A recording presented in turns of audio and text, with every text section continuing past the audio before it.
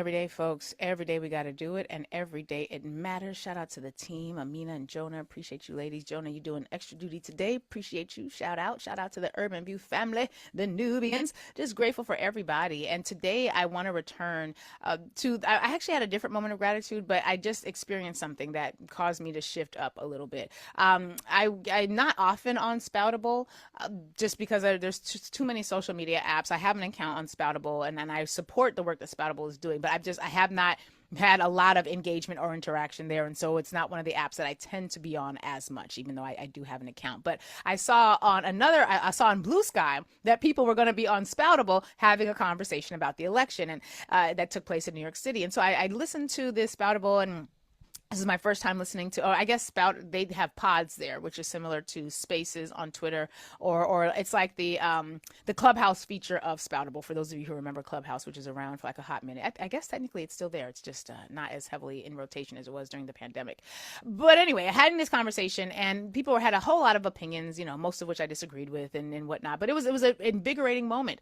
And there was a line of conversation, and I've been hearing this line of conversation that was targeting young people, young voters, almost dismissively, right? And I don't think that was the intention, but it sort of is one of the things that happens. We kind of dismiss younger people when we get a little bit older. When we're no longer younger, we begin dismissing younger voices sometimes. And as I was listening to what felt like the dismissal in that conversation, and as I've sort of seen it in reverberating in the conversations that I've been privy to in the days after the election, because there's this, for the first time, young Black voters and older Black voters had an ideological split. This is about moment of gratitude, y'all. I know I'm talking politics, but just stick with me for a minute.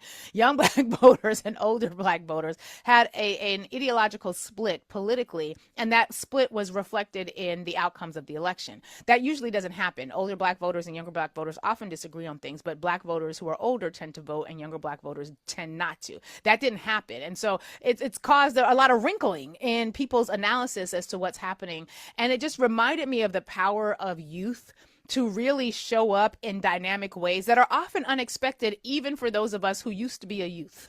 Right. And so you all know that we had this campaign at my law center, Our Future, Our Vote, that targeted specifically the youth and their electoral engagement. We have been doing this work for years, hadn't seen the sort of shifts that we would like to see, but our philosophy has been that if young people who outnumber most everybody else in terms of voting capacity in New York City were to realize their power, they could run the city. They could run the city. And so as we're seeing young people begin grappling with this, it is causing a lot of disruption in people's understanding as to how politics are supposed to happen in the city. What does this have to do with gratitude? The power of young people is one of the greatest untapped sources of potential, not because people don't want to tap it. They do tap it for commercial items. They tap it for capitalism. They do. But it is the most amazing, wonderful source of power and energy. And I have been so invigorated to be reminded of the power of youth.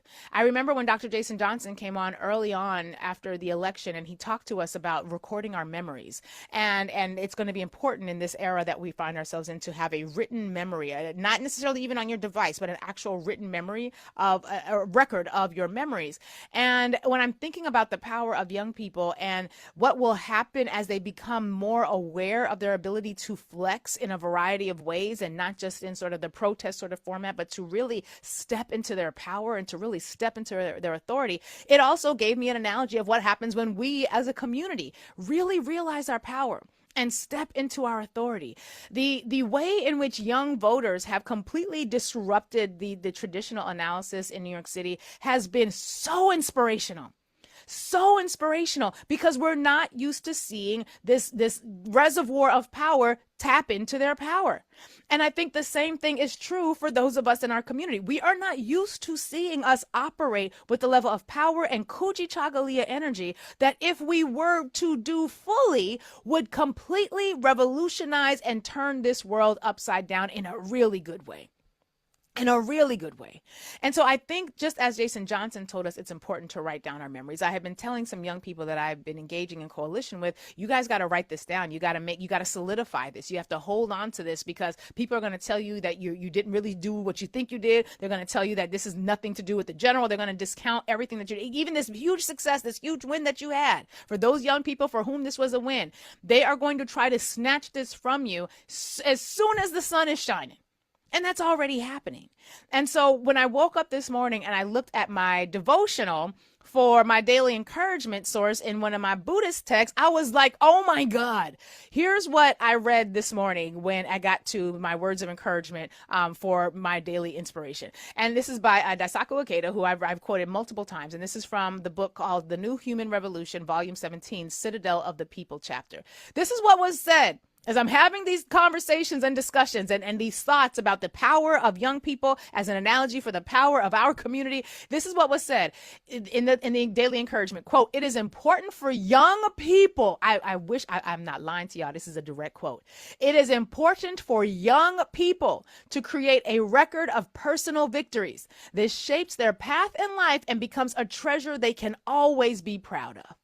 So that's the end of the quote. So when I read that, and I'm thinking about the conversations that people are having about how these young people showed up and showed out and completely disrupted the paradigm, they disrupted the political analysis, and I'm just sitting in the corner eating popcorn. I'm giddy.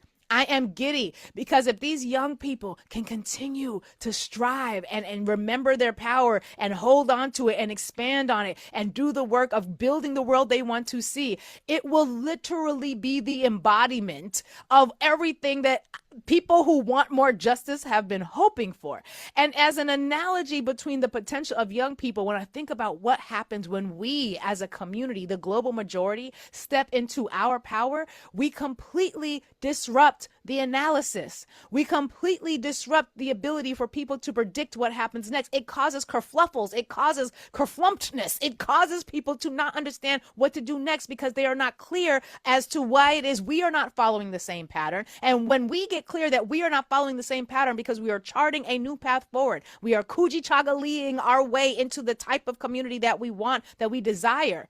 As we step into that, as we record our victories, as we make sense of our victories on our terms, damn what the other people say about it, as we make sense of what's happening on our terms, that creates a foundation upon which the world we want to create has no choice but to come into being.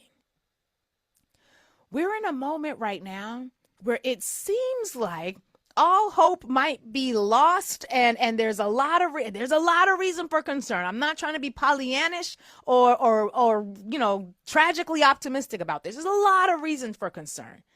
But the more reason for concern exists, because the more potential for us to walk in our power does as well. We live in a very balanced universe, even when it feels out of balance. And if we are witnessing the gross escalation of what's happening in our society as an effort to really dismantle our ability to strive for freedom, that's because our ability to strive for freedom is matching that energy. We just have to remember it. We have to tap into it. We have to revel in it. We got to put it on like a new pair of clothes. You know how you get some new clothes and they don't necessarily fit as well as they want? You might have to have it tailored a little bit. You might have to pull the pant belt up a bit higher than you do your other pants. Or if it's a pair of shoes, you got to squeeze your feet into them and wiggle your toes around a little bit. Let it feel proper. Let it get on you well. As we do that, it is going to cause ever more disruption. It's going to cause ever more feverish people to try to figure out ways to stop it. And they're going to do that. That's going to happen. But what we have to be mindful of is that we are kujichagalia in. Yes, I'm verbing it. I'm making kujichagalia a verb. We are the kujichagalia in agents. And so as we continue to step into it, as we record our victories, as we make sense of our analysis based on our terms, that lays a foundation that will rival any foundation for our demise. That creates a foundation for our success that is going to allow us to walk into victory, to walk into joy, not skipping and dancing because it was easy, maybe dragging, maybe limping a little bit because of the wounds we've had to endure, but there, present and moving forward. My friends, I don't know what it is today that gives you a sense of joy or gratitude or appreciation, but whatever it is, I want you to hold on to it. I want you to cherish and nourish it and sprinkle as much of the juicy goodness of it as you possibly can into the lives of other people, because Lord knows we could all use a bit more of it. And that, my friends, is today's moment of gratitude.